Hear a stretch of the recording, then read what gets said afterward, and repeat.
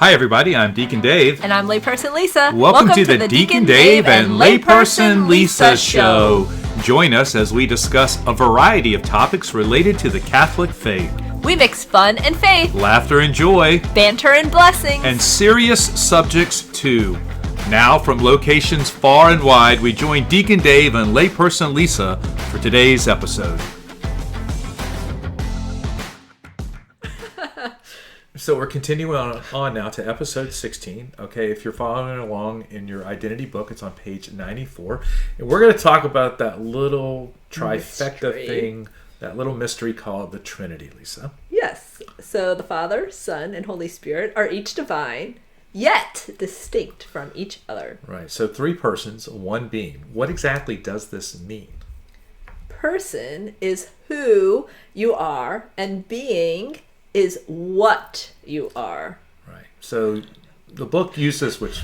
Are you serious? The book uses this? I think so. A Star Trek I don't know if analogy you made this up. to show we give aliens our human characteristics, right? Okay. So if you think about it, like when you watch all the Star Trek things, while they have little antennas and everything, they all have noses and mouths and ears and eyes and everything like that, right? So they do have a lot of human characteristics. Like Spock. He's very human looking. Yes, he just has some pointy ears. Yes. And he's very logical, right? Yes. So when we encounter the unknown, we try to make sense of it by what we already know. Like Spock. Right. So we're talking, this is why our analogies will always fall short. This is why we will never be able to fully explain the Trinity, right? So what are some possible examples which fall short of the Trinity? Oh, so I like this one because somebody from RCIA, somebody going through the program, gave this to me and I like it. So she was doing missionary work in Africa and was talking to some Muslims and trying to explain the Trinity, and the guy was kind of questioning her, and so she said, well, you're a son, you're a husband, and you're a father, but you're still the same one person. And they bought into that. And they bought into it. That was great.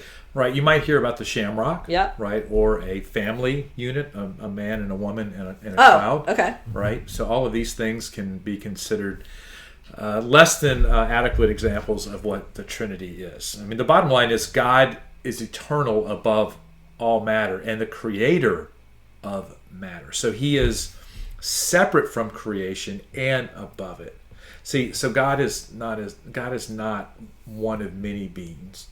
God is being itself. Yes. He is to be. Yes. Right. He is I am, yes, which we talked about in an earlier episode. Well, what about the Jewish Jesus? Well, let's see. A Jew who hears the message of Jesus and discusses it with a rabbi.